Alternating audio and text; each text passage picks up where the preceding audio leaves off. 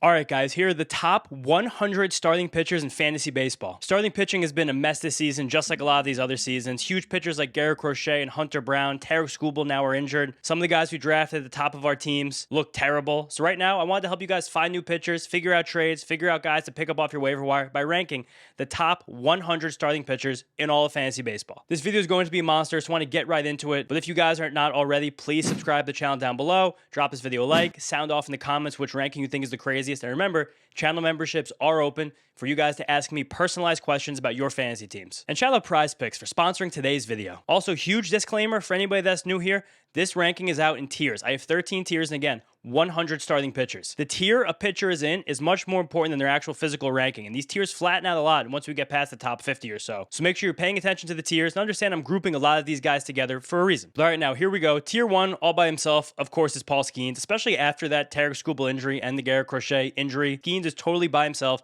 the #1 pitcher in fantasy baseball. If you take away the big blow-up he had on opening day against the Mets, which sounds crazy to say out loud right now, when he didn't get out of the first inning, he would have a 1.9 ERA. He is by far the best pitcher in baseball, fantasy baseball, no discussion. Moving on. We have tier 2, Chris Sale, Jacob deGrom, Shohei Ohtani, Yoshinobu Yamamoto, and Cam Schlittler. Crazy tier here, starting out with Sale. Like, he is just completely elite. I honestly genuinely think right now he's the second best pitcher in baseball, just in terms of the swing and miss, in terms of team quality, how many games he's able to win. And I'm honestly shocked that he's actually throwing harder than he did last year. Like, all systems go for Sale, just besides the injury concern.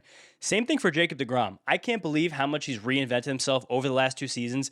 Now with his changeup being his go-to put-away pitch against left-handed batters, throwing it practically the same amount against those lefties, with the fastball still sitting around 97, with the command of everything super good. Like, Jacob deGrom is one of the best pitchers in baseball again. I feel like it's kind of flying under the radar. Next up, this is not flying under the radar. Shohei Ohtani is one of the best pitchers in baseball right now. I can't believe he's a more valuable pitcher right now in fantasy baseball than a hitter. It's kind of ridiculous to even think about. I have Shohei Ohtani in some weekly set fantasy leagues, and I'm starting him a pitcher more than I'm starting him a hitter. Right now, we have about 70 innings, 77 regular season innings since Ohtani came back from his Tommy John or internal brace. He is a 1.99 ERA with an elite strikeout rate, a growing wet repertoire, elite velocity, elite pitchability. He's, truthfully, one of the 5 best pitchers in baseball right now, no doubt about it. Then I have his teammate, Yoshinobu Yamamoto. The strikeouts haven't really been there early in the season for Yamamoto. I was happy he had a huge strikeout game against the Astros on Monday, right before I recorded this video. So just in general, I'm trusting those strikeouts come back. He's had elite strikeout stuff over his first 2 seasons in the majors. No concern whatsoever about ranking Yamamoto in my top 5. And then, this is the crazy one. Cam Schlittler. Cam Schlittler right now, to me, is one of the best starting pitchers in baseball. I don't even think it's close. I'm upset with myself that I faded Schlittler in too many drafts this year. I still got him in a bunch of places, but just because of the weird nature of that back injury he enters spring training with, because right now he is literally unhittable. Even to start on Monday, where he very clearly didn't have his best stuff, very clearly didn't have his best command, he still just dogs his way through a pretty solid Orioles lineup. And the way that he's doing it with such a simple repertoire of just fastball, sinker, cutter, like, it's surreal. And again, he's able to do this because right now he's basically throwing an 80 grade 4-seam fastball and an 80 grade cutter based on how hard he's throwing those. The fastball got to 101 miles an hour on Monday, which is just completely surreal. And then he gets to mix in the sinker against the righties. Like, the only thing I think that can hold Cam Schlittler up is one, of course, like every pitcher in the league, some kind of injury. And the fact that he had one spring training makes him a little bit more heightened of an injury concern, but we can't really think about that right now. It's really just the fact that he's still throwing over 50, like 55% 4-seamers to lefties. But again, right now, most of the time that comes out of his hand as an 80 grade pitch, I don't know how anybody hits him. Like, right now, spiritually, he's kind of like 2016, 2017 Lance Lynn, but like a supercharged version of them. Like, he's a treat to watch. Like, honestly, shout out the Yankees for turning him into this even over the last year, how much he's growing a pitcher, and shout out anybody that took him late in their fantasy drafts, because you got a bona fide ace. Now, quickly, before we move on to the next tier, Prize Picks is America's #1 sports picks app. If you guys are not on Prize Picks yet, here's why you should be. The app is super simple. You just pick more or less on a few player stats, lock your lineups, and that's it. You're in. There are no complicated strategies. There's no confusing interface. It's just you, your sports knowledge, and your picks. I'm also on a bit of a heater right now, winning another lineup over the weekend, continuing to ride with Cade Cunningham because, man, that guy's on fire right now, while fading Game 7 James Harden because, of course, and then also thinking Scotty Barnes would fill up the stat sheet for the Raptors in a valiant effort and a loss. So now as I make a lineup for Thursday, I'm going to keep going back to Cade Cunningham, more than 27.5 points, as well as Duncan Robinson, 3-point specialist, splashing more than 1.5 threes, working off of Cade in that Pistons offense. And then just still being anti-playoff James Harden. I think he's going to have less than 31.5 points, rebounds, and assists. Also, you guys can follow me in the app. Check out my username right here so you can see my picks in real time before I even tell you about them here. The best part, if you're a new Prize Picks user, you can get $50 in lineups just for playing your first $5 lineup. All you have to do is download Prize Picks, sign up with the promo code HMA, and you're good to go. As always, the link for that is right down there in my description. And Prize Picks is available in most states: California, Florida, Texas, New York, of course. So check it out and make sure you sign up with the link in the description. Use code HMA, and please only play if you know you can do so responsibly. All right, guys, moving on to Tier 3, we have Tyler Glasnow, Max Fried, Brian Wu, Christopher Sanchez, Jacob Mizorowski, Chase Burns, Nolan McClain, Dylan Cease, and Logan Gilbert. Kind of a chaos tier. A lot of guys who have risen up to this tier based on how well they've pitched this season. Some guys who've slunk back because of how poorly they've pitched this season, but going to go through them all, starting with Glasnow. It's just if he's healthy, he's sick. Right now he's healthy. He looks sick. But still kind of the same idea with Sale and DeGrom at the top, where we know there's heightened injury concern, but you can't really say anything about the way the guy's performing right now. And then Max Fried, similar, just so steady. He'd be easily a tier 2 guy for me if he could just strike out a few more batters. Sometimes it feels like he could, and then sometimes he doesn't. Like, he's just, again, solid, sturdy as heck, but you're missing some strikeouts if you have Fried at the top of your rotation. Then a weird one, Brian Wu. Then I just want to say openly, I'm very ready to be buying Brian Wu low after these last two disaster outings. They were disaster outings against the Cardinals, and I think the last one was the Blue Jays. I can't remember who the last one was against, but heading into that start, 2 starts ago against the Cardinals, Brian Wu had yet to allow a home run this season. In that game, he allowed 4 home runs. The next start, he allowed 2 home runs. Brian Wu usually is not a big home run guy. His command is so good, he's able to avoid the parts of the plate that hitters can send out of the park. So again, I think that levels out. I think he's fine. The stuff looked good in those 2 starts. The command looked good in those 2 starts. Sometimes when Brian Wu doesn't pitch very well, we get a little scared of the injuries, but as of right now, I'm cool with him again. Buy low target for me at the moment. Then someone who's again slunk back along with Wu a little bit this year, Christopher Sanchez, getting hit really hard. I think he's given up 10 hits 2 separate times this year. Even though his ERA is around 2.5, his whip is up to 1.5. Those 2 things don't go together. The law of averages say that ERA will rise with allowing that many base runners every single inning. And I think the reason for that is that so far this season, Christopher Sanchez's sinker is down about 1 mile per hour in velocity. Where at the same time, his secondary pitches, the changeup and the slider, are at their same spot in velocity. So what that's showing me, especially when you look under the hood, where Christopher Sanchez is missing bats at the same level, because again, those off-speed pitches, secondary pitches, are in the same spot velocity-wise, but he's getting hit harder. He's being squared up more easily because hitters are more able to get around on that sinker with its velocity shrinking. So he's still getting the strikeouts, but allowing the hits. I'm definitely still trusting and moving forward through the rest of the season, but I also think without that sinker velocity being at the spot it was last year, he's not going to be able to reach the same heights he did last year. Now the trio of young studs, Jacob Mizorowski, Chase Burns, Nolan McClain. Like, yes, them along with Schlittler, that's why we draft these young stud starting pitchers. That's why we go over ADP to get them, because you could be a month into the season and boom, look, you got a new ace. Like Mizorowski, absolutely patently disgusting. He was working on a no-hitter when he left his last start with a hamstring injury. Luckily, not serious, unhittable. Chase Burns, also unhittable. Like, he kind of looks like the 2021, 2022 version of Jacob DeGrom right now, with 100-mile-an-hour fastballs, beautifully dotted sliders, just missing bats because the hitters don't know which one of those is coming next. And then McClain, like, oh man, McClain's crazy. Like, the one problem with McClain right now is that, again, problem, air quotes, is that he is facing a little bit of a struggle right now as he gets through a lineup a third time. But especially in his last few starts, he's had some bad batted ball luck, he's had some bad defense behind him. He never lets it affect him. He never gets a little crazy. It does feel like sometimes the Mets, Carlos Mendoza, sometimes take him out too early, sometimes takes him out too late. Again, the organization is just a mess right now. It's not really affecting McClain, but he still does have to be a little bit too fine against lefties because his fastball is not really beating those guys in the zone. The sinker is not as effective against them. And then besides that, like, maybe he could throw more cutters, but the sweeper, the curveball, the changeup, those are not really in-zone pitches for him. So when he falls behind lefties, sometimes a bit of a struggle. He walks far more of them than he walks righties, but this is still, to me, easily one of the 15 best pitchers in baseball. And to close out this tier, 2 more guys, Dylan Cease, like, even year Dylan Cease is just so special, and we're getting it again.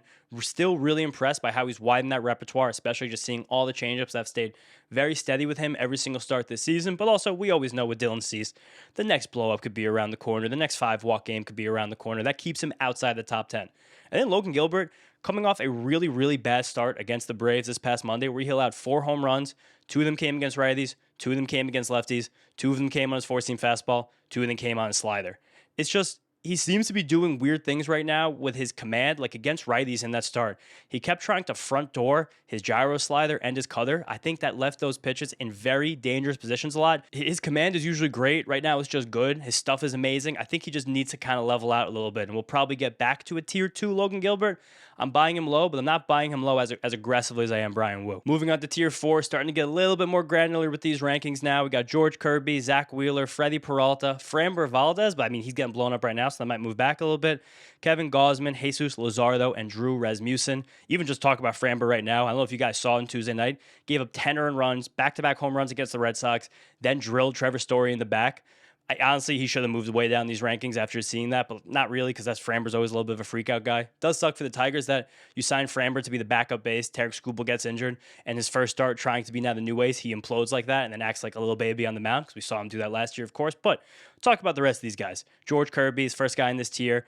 He's just been kind of more good than great to this point. He feels like a slightly lesser version of Max Fried, who is a tier above this. And the bottom line is that right now, George Kirby is not missing bats like he missed them when he was at his best over the last few years. And he's honestly not missing bats to the point where he's even struggling to get to strike 2 and have the opportunity to put hitters away. But at the same time, the command is still so good. The park is still so good. The defense behind him is still so good. The key team contact is still so good. He's so good at getting weak contact, doesn't allow barrels. He's keeping the ball on the ground a lot. And the command, again, amazing, just living in the shadow of the zone almost as much as any pitcher in the league. Like, he'll be very good, but I'm curious about where the George Kirby ceiling is. And we thought just a few short years ago, he could easily have been ascending to one of the 3 or 4 or 5 best pitchers in baseball. Then we have Zach Wheeler, thrilled he's back from the very serious blood clot to thoracic outlet surgery, but also he's clearly not the same. He was sitting between 91 and 94 in his rehab outings. He's been back to around 93 or 94 in his first 2 starts back in the majors. It's all going to be about whether or not that fastball velocity ever ticks back up for Wheeler. The second he throws like a collection of 96, 97 mile per hour fastballs, if he throws them, he'd honestly possibly even be on tier 1 here with Paul Skeens, if not one of the first guys in tier 2. But until we get that, he's going to be relying a lot more on his secondary stuff, which just isn't really Zach Wheeler. We're seeing a lot more sweepers right now. We're seeing him throw more splitters. That's really good. He can command them well. But when you're doing that, you're leaving yourself open for a little bit more inconsistency, start to start, inning by inning, even sometimes batter by batter when you're leading with those secondary things. So keeping an eye on that for Wheeler. It's just he's just kind of barely inside my top 20 now because of that. Then another guy, Freddie Peralta, who's just kind of here because everyone has fallen down in front of him. Like, he was an obvious regression candidate this season, and we're seeing his ERA kind of trick back up to the mid-3s where it's been most of his career. But he still looks nice. Like, he's been really good for the Mets. Like, I think Mets fans kind of expected more from him, so the narratives around him are kind of weird. But the fastball's missing bats. The changeup has been elite. His command's mostly been good. He just still can't rediscover that slider. I'm going to be watching that a lot for Freddie's next few starts. Then we got Kevin Gausman. Just nasty. The fact that he's got that splitty back where he wants it every single start, he is back to being a top 20 pitcher. I can't believe Kevin Gausman was that good, kind of went back to being that bad, and then last year got back to being this good. Like, he's great. Love watching him pitch. Then a fun one, a favorite on the channel, huge part of my word web here, Jesus Luzardo. I'm hoping that Luzardo already got all of the bad out of his system already, so I kind of overranked him, thinking, especially after those last 2 starts he had, that maybe this was Luzardo getting back on track, and you can enjoy a nice, wonderful summer of Jesus Luzardo where he's underrated because of how much that ERA ballooned early in the season, while also recognizing the same problems Jesus Luzardo has always had, he still has. He's inconsistent, like we've seen over the first month of the season. The bag is not deep enough against right-handed batters. That changeup is not consistent. The fastball sometimes won't miss bats in the zone against them. And then he's just down to throwing sweepers, whether it be backdoor or back foot. Sometimes those just don't hit. So with Luzardo, really good. Hoping he gets onto one of his patented hot streaks now, but just understand the inconsistencies when you're trying to buy a guy like that low. Next up, we have Drew Rasmussen. I like everything about Drew Rasmussen as a pitcher, but in terms of fantasy pitcher, he doesn't often pitch very deeply into games. He takes a hit in points leagues for that reason. He takes a hit in quality starts leagues for that reason, but still nothing wrong with him as a pitcher whatsoever. And then Joe Ryan, late addition to the list because we got good injury news about Joe Ryan on Tuesday afternoon. That MRI came back clean. He was about to throw a bullpen. So it looks like Joe Ryan, after leaving a game with a scary elbow injury, might come back much, much, much sooner than we all thought. Again, which is good news, why he got himself back into the top 25 in these rankings. At the same time, early in the season, Joe Ryan's had an uncharacteristically low home run rate relative to his career averages, while also an uncharacteristically high ERA. I don't like that because those home runs will even out, especially as the weather gets warmer in Minnesota. So that ERA being a little bit scary right now is a reason I'm probably even a little lower on Joe Ryan compared to consensus, even with the injury scare. Next up, Tier 5. This is going to start to get a little crazy on us here. We have Jose Soriano, Cole Reagans, Logan Webb, Michael King, Carlos Rodon, Braxton Ashcraft, Nathan Eovaldi. Can't even believe that collection of 7 starting pitchers are here in the tier together only 5 weeks into the season, but I'm going to explain why right now. First off, Soriano.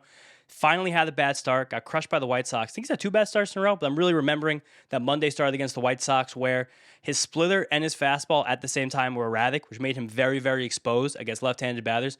Munetaka Murakami just obliterated the 98-mile fastball just way over the wall against Jose Soriano. And at the same time, because he wasn't as good at locating that fastball early in the count, he wasn't getting any chases, he wasn't ahead in the count as much. And again, that fastball in the zone was very hittable when hitters are able to expect it. So this kind of shows the precarious nature of Soriano despite the amazing start he's had. But to me, he's still firmly in the top 30 starting pitchers. I'm going to keep treating him like that moving forward. A guy who's moved way down to begin this season, Cole Reagans, he looks bad right now. I've been trying to look through a lot through Cole Reagan's stuff, see why he stinks so bad. Because swing and miss is still there. All the stuff is still there. But man, this has been terrible command for Cole Reagans. He's not even spotting that changeup against righties, which is something he's always relied upon. So I'm hoping the command just levels out and we end up getting a really nice Cole Reagans run over the next few months. Then here, Logan Webb. Just like I predicted, Logan Webb is not striking out batters at all close to the same rate he did last season, especially right-handed batters. And I thought that would come back because his sweeper would kind of level back to average. Instead, he's still so lost with that sweeper. He's kind of slowly phasing it out of his repertoire. So if Logan Webb is just a 20% strikeout rate guy rather than like the 26% we saw last year, I even might be slightly overranking him, but I still think he's going to get on a roll. He's one of the best veterans in the game. Next up, we have Michael King. Super solid, despite the fact his command has actually kind of taken a step back from the guy we saw 2 years ago when he looked like a top 10 pitcher in the league. But still, it's all really good, highly effective, just always worried about the injury around the corner with Michael King. Then we have Carlos Rodon. Probably 1 or 2 more rehab starts, so I put him on this ranking because we at least have a return date in mind. And I don't want people to forget how elite Carlos Rodon was to finish last season, especially when his changeup kind of came out and was really effective for basically the first time in his entire career with the great fastball from the left side, with the slider that he can use against hitters from both sides of the plate. Once he has 2-ish healthy starts back with the Yankees, when we do these rankings again next month, because I do them every single month on this channel, Carlos Rodon probably jumps up around the top 20 guys. So just keep Rodon in mind as he gets back. If you're playing a shallow league and he's on the waiver wire because he was injured, scoop him up immediately. Next up, my call of the year, Braxton Ashcraft. This guy is taking 7 steps forward, it looks like, every time he goes to the mound as a starting pitcher. I'm happy for him. I'm proud of him. Really weird development path for Braxton Ashcraft with being drafted out of high school just before the pandemic as a 2-sport athlete, elite wide receiver prospect. Get his COVID year washed away, kind of really, really get pushed back in his development, being an effective reliever last year, moving to the rotation at the end of the year, and being a dominant starting pitcher this year. One of the most important keys of this Jumpstart Pirates team, command's amazing, the curveball sensational, the slider's still great, the fastball and the sinker velocity are holding. I'm a massive fan of Braxton Ashcraft. I have been for a long time. Again, he's in my top 30 pitchers right now, and I think he has even more helium to get higher up as the season goes on. Last one. This one might be crazy when you look at his service level stats, but Nathan Eovaldi, still right now one of my favorite buy lows in the league. Again, with the health stuff notwithstanding, we know it's always around the corner with Eovaldi, but I've liked the way he's manicured his repertoire this year, fading his 4-seam fastball, which has gotten hit a lot harder the last few years as velocity's gone down a bit, and replacing it with a lot more sinkers to righties and cutters to lefties while he's pushed up his splitter usage against hitters from both sides of the plate. The splitter is just very erratic, difficult to command, difficult to control. Once he corrals that pitch, once there's a normal ebbs and flows of just command in general, I think Eovaldi really settles in and has a very nice summer if he can stay healthy. All right, now slide that sucker up. We're on to tier 6. Sandy Alcantara, Parker Messick, Shota Imanaga, Yuri Perez, Emerson Hancock, Nick Lodolo, Peyton Tolley, Robbie Ray, Gavin Williams. Fun list. Going to start to move quicker now as we're outside the top 30. Just Sandy, he's been so solid this year. Not like dominant Sandy Alcantara that we saw over the last few years, but very good starting pitcher. Again, you're not missing a lot of bats, but you're getting guys pitching very deeply into games, which we love. Parker Messick, love this dude. He's been a favorite on this channel this year. I feel like I've been talking about Parker Messick a lot, but just mixes it up so nice. That little cut ride 4-seam fastball really gets on the righties, always a little bit sooner than he thinks. When he's locating that properly in on their hands, he's kind of a menace. And then the changeup so elite, very deep repertoire to keep hitters from both sides of the plate on their toes. Just a really solid pitcher. One of my biggest misses of the offseason, preseason ranking, so I apologize on that one, but he's up here now. Next, we got Shota. Shota's been great this season. He usually is really good early in the year, and then he always fades. Just based on how he's pitching right now, he should honestly probably be like around the top 20, but I'm always just kind of worried about the Shota blow-ups around the corner, and they continue to happen every single season, so that's kind of why he's ranked here, kind of somewhat expecting a fall off. Yuri Perez, I'm probably ranking him too high. Hand up on that. I still think, though, like Astem is right here. Like it's almost like we can grasp it right in front of us. I was really hoping that he'd figure out the command and just the timing of all of his breaking balls. Another year removed from Tommy John surgery. Hasn't happened at all. Honestly, though, besides that, he's just been pushing up the usage of his four-seam fastball, and he still can't really command that pitch at all either. Just he seems like he's very content sometimes to leave that fastball in the middle of the zone when I really wish he'd elevate it, because with his extension and his velocity, it would be an unhittable pitch. Just he's a 6'9", like 22, 23-year-old. I think it's just a lot to get all of those limbs together and make them do what you want them to do every time you deliver the ball. But it's still very bullish on him the rest of the season because it can just snap in like that. He'd be a top 5 pitcher in baseball. Emerson Hancock, one of the biggest risers so far this season. Like, just great. Like, the new fastball is super nasty. The way everything else flays off it and his new, like, really low slot repertoire is awesome. Like, I'm just really content and happy with Emerson Hancock. I think he's sticking in this Mariners rotation all year, like no question about it. There's no risk. I think he would even be ahead of Luis Castillo right now, like if they got fully healthy with Bryce Miller. So I'm not even concerned about the role or anything. Then here quickly, Nick Lodolo back this week from his blister issue. It's crazy that Nick Lodolo misses time for blisters every single season. It's crazy he missed the first 6 weeks of the season with blister issues, but he's really solid. I'm excited for him to be back. He took big steps last year with his command. Peyton Tolley up here next. Seeing what Peyton Tolley did on Monday against the Tigers when he was just fastball at the leathers, perfect command of it. Velo back up around 96 or 97. That's when you can see the upside of this guy. Seeing that again, to me right now, he's like a fringy top 35 pitcher in baseball. And why, when he gets a little more comfortable with those secondaries, and possibly if that fastball command gets more consistent, we could be looking at someone who could like take over, be a league winner with the stuff that he has. Last two guys now in this tier. First up, Robbie Ray, just solid. I like Robbie Ray. I don't love Robbie Ray. I think sometimes his repertoire and his command can be a bit precarious, but the way his changeup kind of came to be last season, the way he's continued the usage of it this year, it's given his career this amazing like second life, or maybe like third life. This kind of like the third or fourth different career Robbie Ray's had in his individual career, but someone we can rely upon. I think Gavin Williams.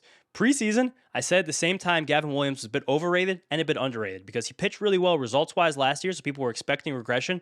But at the same time, the skills growth he made last year, I don't even think revealed itself enough based on how the strikeout rate and the whip kind of wound up. Where this year, he looks much more comfortable as a pitcher, just such an uncomfortable at bat. He's big, he's huge, big velocity, just bears down on you. His sweeper has been very effective against left-handed batters, which is kind of an odd phenomenon, but it's just so gross, and he throws that thing so hard, like 87 miles per hour, so it's at a spot where it actually can be effective against them. And I think that seeing his growth as a pitcher, as kind of an anchor in that Guardian staff, has been really exemplified by the fact that he's leaning into his sinker against right-handed batters, trying to get in and out of innings more quickly, being okay with ground balls, being more okay with weak contact, not trying to strike everybody out. Great sign of growth and great for us in fantasy baseball because this guy goes 6 innings almost every start now. Coming up now on Tier 7, this is almost going to complete our top 50 pitchers. We have newly promoted Logan Henderson, Landon Rupp, Edward Cabrera, Emmett Sheehan, Reed Detmers, Ranger Suarez, Ryan Weathers, and Shane McClanahan. Starting out, I'm going to be very aggressive on Logan Henderson. He's going to have a huge profile in this weekend's waiver wire video. But as of right now, he was fantastic in a small sample last season. He was great this year when he got to AAA, and he just completely decimated the Nationals in his season debut. Lots of strikeouts, lots of swing and miss, barely any hard contact against him. Like, he's fantastic. The only thing I need to poke a hole with Logan Henderson is I really don't love right-handed pitchers who super rely on changeups against right-handed batters. But Logan Henderson could easily be an exception to that rule because of how nasty, diabolically gross his changeup is. And he's showing us a new sweeper that I'm excited to see when he gets to a lineup that's not the Nationals and he can face some better right-handed batters. Like when he faces Aaron Judge this week as this video is coming out. So we're going to be keeping an eye on that. Fingers crossed for Logan Henderson, but I'm really aggressively ranking him. I think he can rise up much more if we see even just 2 more really good starts and sweeper consistency. Then we got Landon Rupp from the Giants. He's just so good. I say it every time I even mention him briefly in this channel, but I wish I could talk about him more. But kind of before I got a chance to cover him, he rose too quickly past being a waiver wire guy, and now he's just a very solid top 40th pitcher in the league. Like, it feels dirty with him being so low, but I am still kind of expecting a bit of regression on Landon Rupp because he pitches just so weird from that low slot from the right side. Kind of gets all east-to-west on you, but the command still can be a little wonky, and the stuff isn't elite in terms of swing and miss. So I think that Landon Rupp, while he's great, he's not going to be this great. And I also am really impressed this year how his cutter has improved and how it's really handled him face left-handed batters. Next up, we got Edward Cabrera, who in terms of results, probably you guys were expecting to be higher in this. I just don't think he's actually been that sharp this season. But I think he's kind of really honed in the mental side of the pitching, something it felt like Edward Cabrera had struggled with over his first few years in the league. And a lot of that was health. A lot of that was the inability to throw strikes. Now he's healthy at least right now at this moment, knock on the wood there, but he is throwing more strikes, kept that going from last season. It feels like now he's a lot more comfortable with the team playing behind him. That Cubs team has some of the best defense in the league, and I really like how the Cubs have made Edward Cabrera lean into that changeup, especially against left-handed batters. It's by far his most thrown pitch against them, and the pitch is gross. It's one of the most demon-like pitches in all of baseball, so it's awesome. I think he has more helium on top, but again, based on the way he's not missing as many bats, the way they kind of been a struggle third time through the order. Right now, I'm trying to put him here, but we'll see if he can ascend past this next few weeks. Another guy who had a lot of trouble ranking, Emmett Sheehan. Like, he's been way better lately. The strikeout rate's back to being elite. He's not walking many hitters. He's been limiting hard contact, but the fastball velocity is still staying below where it was last year. When it was consistently above 95, this year consistently it's down near 93. That pitch with the lower velocity, it's getting pieced up. The slider's so good and the changeup's good enough that it really is good at hiding that pitch, but when he falls behind that fastball in zone, it's getting knocked. If we ever see 96s, 95s from Sheehan again, he probably jumps up like 15 spots. But as of right now, he's kind of on the back end of the top 50. And now it's lefty time. I got like 8 straight lefties in a row now, so I'm going to start running through them. Reed Detmers. Love Reed Detmers. Talk about him almost every video at this point. If the changeup stays really firm like it is with good command, I think Reed Detmers could be a top 30 pitcher. Still goes in and out, so he's now more so back in the top 50 right here. Similarly, Ranger Suarez. He started out really bad. Now he's been really solid. I think he will have some inconsistencies, and we're going to keep an eye on that hamstring injury. Next up in lefty list, Ryan Weathers. I've always loved Ryan Weathers. Always been about health for Ryan Weathers. Right now he's healthy and he's nasty. Also really impressed with the Yankees again, making adjustments with him, giving him this new sinker, which is just his new weapon against the lefties along with the sweeper. Like, he can just cruise against them. Changeup still great. Four-seamer still great. The slider's still great. The sweeper, like I said, like, he's really, really phenomenal pitcher. We're just always worried about injuries with Ryan Weathers. And then another tough one for me to rank, Shane McClanahan. Like, I think a lot of people were expecting Shane McClanahan, after taking almost 3 years off with a multitude of serious injuries in between, to kind of return to being electric. Haven't seen that at all. Actually, I'm seeing a guy right now whose fastball is getting really, really crushed, despite his changeup still being sharp. Of course, not as sharp as that used to be. So I'm keeping an eye on McClanahan. I'm not ready to aggressively start pushing him up yet, because I just need to see more swing and miss before that happens. But I'm comfortable with him as a top 50 pitcher and a guy that definitely shouldn't even be on waiver wires in like 10-team leagues. Up to tier 8 still. So many lefties. Connolly Early, Kyle Harrison, Matthew Boyd, Chris Bubich, and then Trey Savage and Max Meyer. With Early, he's kind of gotten passed over by Peyton Tolle. He has the most high upside rookie pitcher on the Red Sox, and big reasons because Early's command just hasn't really been there so far this year. Last year it was elite when he came up with the really advanced repertoire for a young lefty, and we like to see that. This year, especially right now, it feels like he's kind of fading his curveball. He's not really able to place it as much. I do think that command winds up coming back a little bit and it starts to shine a little bit more, but as of right now, he can't really control much against the lefties. He's been very sinker heavy against them. So I'm kind of waiting and seeing Connolly Early, more of a streamer for me than someone that has to be in my lineups every single week. Then another new riser this year, Kyle Harrison. It kind of just feels like the Brewers have done it again. Like, right now, the way he's commanding his four-seam fastball, which has always been an elite pitch, is better than ever before. He's leaning on it and still so effective. On top of that, the new changeup, he's confident to throw it just enough to keep hitters off balance. And then that curve slurve thing he has is really, really great. Great against the lefties and is really good against the righties as well. I'm honestly just hoping that he continues to get more comfortable with that changeup. He's able to work it in more and more, keep that thing low, burying it, and we could have more helium on Kyle Harrison. Like, if Kyle Harrison was a top 30, top 25 pitcher in the next month's rankings, I would not be surprised at all. Keep rolling with the lefties. Chris Bubich, just wonderfully solid. Happy for Bubich that he's put the injury concerns late last year and for his whole career behind him. He keeps maintaining the gains he's made as a starting pitcher. Fastball has an unbelievable shape. It works really, really well against the right-handed batters, along with his changeup. And then he's got the tight slider and then the sweeper for the lefties. Like, the whole thing comes together really, really nicely with the sinker as well. Just very, very solid guy. But again, definitely not like super sexy, not a super high strikeout rate, but the guy I like having on my bench to mix and match when I like his matchups. Next up, Trey Savage. The first time I passed through these rankings, the first draft, Savage was almost 20 spots higher. But then checking out the way he actually performed, like location-wise in those first 2 starts he's made this season, not as impressed. So the stats look really shiny right now, but I want to see him do it a few more times before I push him back up around, like, my top 30, 35-ish. Last guy in this tier, Max Meyer. Nice, quiet little breakout again for Max Meyer. His sweeper is insane right now. His slider was always the pitch they leaned on. It grew to being his primary pitch as he became relatively successful in the major leagues last year before he got injured. But now this sweeper, it's up to 88 miles per hour. That's a true outlier pitch. And with that being such an outlier pitch in terms of velocity and with having a nice movement profile, he's been able to throw it a lot against left-handed batters. To throw an opposite-handed sweeper, you really need to bury that thing, and it being thrown harder really helps hitters not be able to react to it. He's able to do that right now. I think also him raising his arm angle has, one, helped him get just more depth on that sweeper and his slider, and a little more vertical action on his fastball. So then you get a bigger vertical separation between those, which has been really nice for Meyer. But at the same time, I always get a little bit scared, like I mentioned with Wheeler before, of these really breaking ball heavy guys, just because when you don't have a fastball you can lean on to miss bats in the zone when your command isn't perfect, sometimes those sliders just aren't finding the zone as much. Hitters are really able, prepared to spit on them more often, and then you can have some bad starts. But I still like Meyer as a fringy top 50 guy. And then before we move on, it feels like Robbie Snelling will come up and make his Major League debut this Friday for the Marlins. We don't have firm confirmation on that yet, so I just want to say right now, this is where he's going to be. Again, fringy top 50 guy with the ability to go up more if he's able to sit 95, 96 with his fastball and throw it in the zone consistently. Next up, we got tier 9. Sad tier for me. Kyle Bradish, Bubba Chandler, Noah Schultz, Will Warren, Chase Dollander, Taj Bradley, Randy Vasquez, Trevor Rogers. A couple of my biggest draft day misses here in Bradish, Chandler, and Rogers so far, especially Bradish. Like, this just sucks. His command's all over the place. The fastball shape is nowhere near where it was the end of the season last year. Makes that pitch much less consistent against lefties, which is one of the reasons I was so bullish on him, which sucks. He's also getting BABIP to death. The defense behind has been bad. He's let these bad starts really snowball on him. I think the command levels out, and I think Kyle Bradish from this point on winds up being a very good starting pitcher, but I couldn't possibly put him in my top 50 the way he's pitching right now. And I don't blame you guys if you're in a 10-team league if you want to drop him.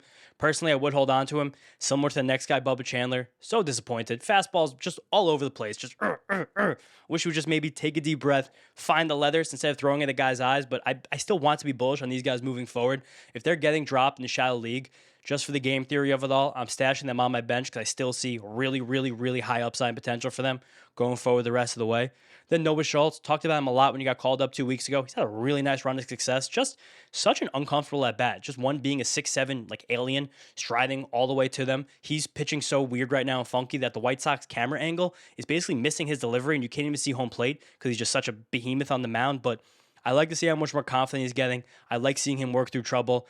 I still don't like seeing the White Sox not pushing his workload. He still hasn't thrown 90 pitches yet in the start. But also, the way he just gets in righties' kitchens with the four-seamer, the cutter, and the sweeper, like he's right in there. You can't get over the plate against him. Once his changeup actually gets consistent, which I don't know if that's going to come tomorrow, next week, next month, or next year, he is going to be an absolute monster. So wait up on that pitch. But even right now, when the workload's not super big and he still is kind of waiting on the big step to come, he's a fringy top 50 guy for me. Next up, Will Warren. You guys might be screaming at me why I have Will Warren ranked so low. I'm just not impressed yet. I like what he's done so far this season. The results are amazing. The strikeout stuff's amazing, but I don't know how he's really gotten to this point. We've seen Will Warren have like a month-long run of success in the past. So again, just because it happens at the beginning of the year, I don't want to outweigh that in my mind based on what we're seeing. And his solution for always struggling with lefties was to throw them more sweepers and sinkers. I personally just don't buy it. I'm going to need to see another month of Will Warren to push him up inside my top 50 or top 40. But if you guys are all in, again, no hate whatsoever. Everything underlying looks sick right now. Chase Dollander, we know how good he is, but sadly he pitches in Coors Field, so that kind of basically pushes him down like 20, 25 ranking spots over his true talent. Taj Bradley, the command is getting shaky. He's still been effective. He's kind of bulldozing his way through that poor command, but I think there's some blow-ups around the corner for Taj Bradley. I still love Randy Vasquez. I love him on my bench right now as a streamer in 12-team leagues. The command is really good. He's holding that fastball velo around 95. Deep repertoire of pitches, so we love that from Randy Vasquez. And then Trevor Rogers sucked. He was so bad before hitting the injured list with this mystery illness. I'm sad I flipped on him because I was fading Trevor Rogers all through the winter. And then once March came around, I was like, you know what? I think I'm actually back in on Trevor Rogers, which again, shouldn't have been. Hand up on that. I don't know how his fastball was so effective last year. It got murdered, especially by right-handed batters when he was healthy this year. He needs that pitch to be more effective. He needs to be able to lead with that pitch and then be able to break the changeup off it to be good. So it's really just going to depend if he can do that. If he comes off the injury list and has a few more bad starts, he's going to drop down to like the 90s on this list. Then tier 10, going to start to move a lot faster now. Seth Lugo, Connor Prielipp, Peter Lambert, Mackenzie Gore, Shane Baz, Christian Scott, Ryan Nelson, Clay Holmes, Michael Wacha, Michael Soroka. Lugo, sturdy vet. I mean, I just don't know how he's going to keep doing it, but right now he's doing it, so I trust. A salud. Connor Prielipp, recently called up by the Twins. Like him a lot. The fastball-slider combination with the changeup for a left-handed pitcher has been really good so far against the righties. The fastball has plus velo from the left side, but not a very good shape, so it really is not missing many bats. He's commanding it super well right now. That's how he's been able to be so effective, again, with a fastball that lacks a little bit in terms of swing and miss, but I think it will get crushed more moving forward as his command kind of goes in and out. So a lot of Prielipp is going to be how well he can keep commanding, keep missing bats with the changeup and the slider. I think he can. I believe in those two pitches, but I'm really struggling to put him inside my top 50 with, again, where that fastball currently is. Then Peter Lambert. Can't believe Peter Lambert's come out of nowhere to be almost inside the top 60, but the fastball shape looks great. The color's really nice. He's missing tons of bats right now. He's a guy with a little bit more run and success, can jump up more. Miracle the Astros pulled that in. Mackenzie Gore, same shit as always. Like maybe we thought it'd be different for Mackenzie Gore going to a new team. Same stuff. Can't command anything. Fastball still drifts a little too low sometimes when it should be at the leathers always. Maybe Mackenzie Gore just has a bad first month of the season. Then his hot streak happens in like June and July. Maybe that's what we get with Mackenzie Gore instead of the opposite, starting out really good and then winding up really bad. I don't know if he'll ever be consistent. Same with Shane Baz. I've liked so many things that Shane Baz has done this year, especially like leaning into the color more so against the righties, still being really good with that knuckle curve. But for some reason, lefties are crushing him. He's never had a lefty problem before, especially because of how great the knuckle curve has been and because the explosiveness always happened to his fastball. But again, this year they're destroying him.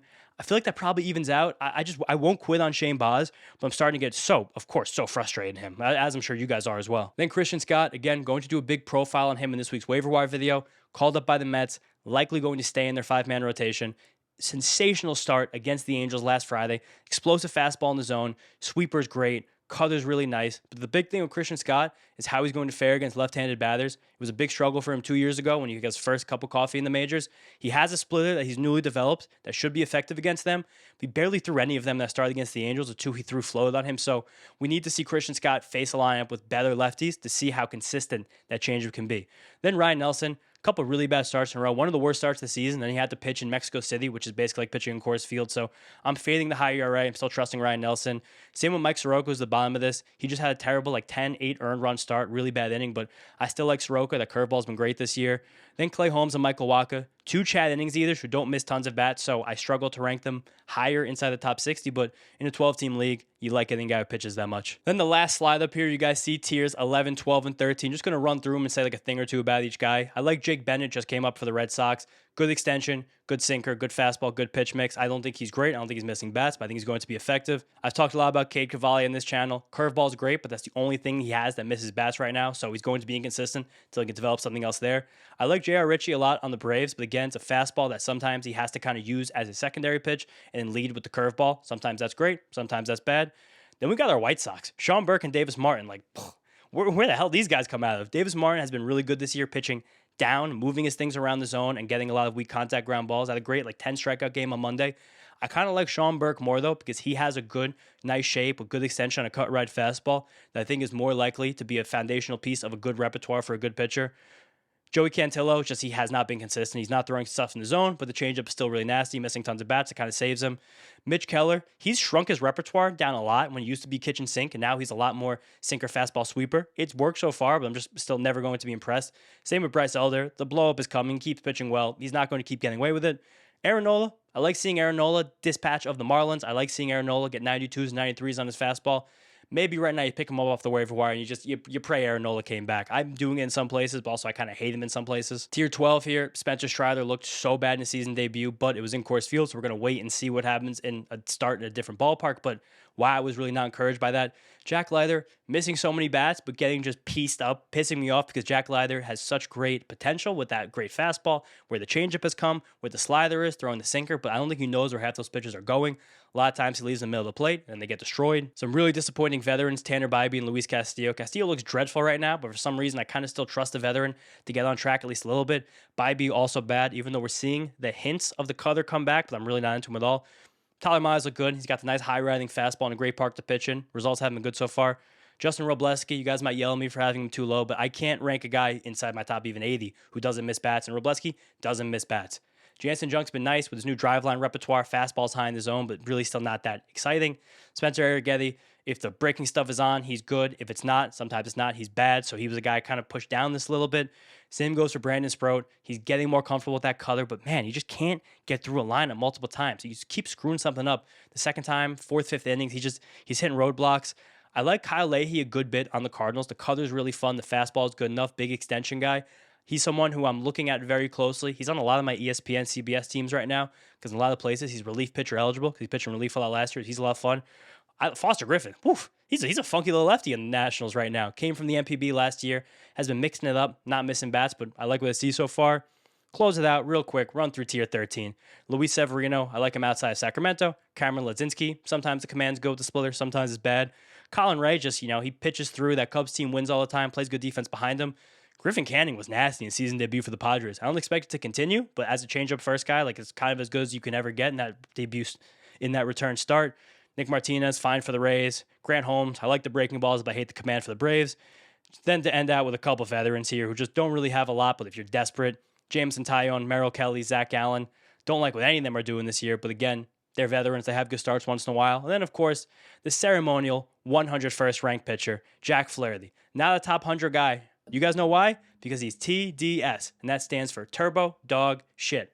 That's Jack Flaherty right there. But, whew, 101 starting pitchers. Geez, I can't believe I got through all that. Remember, guys, I'm going to try and do this every single month, at least if the views are good on it. So if you like me re-ranking these pitchers every month, make sure you drop this video a like, subscribe to the channel. Let me know in the comments, of course, again, which are my craziest rankings. Also, do you guys like the new sparkly little camera here? You guys can see me in like 50, 60 frames per second. We're moving up in the world, all because of you guys. Thank you so much. Another waiver wire video this weekend, and then next week we might drip in a little more baseball, general baseball content. But thank you guys again. I'll see you next time.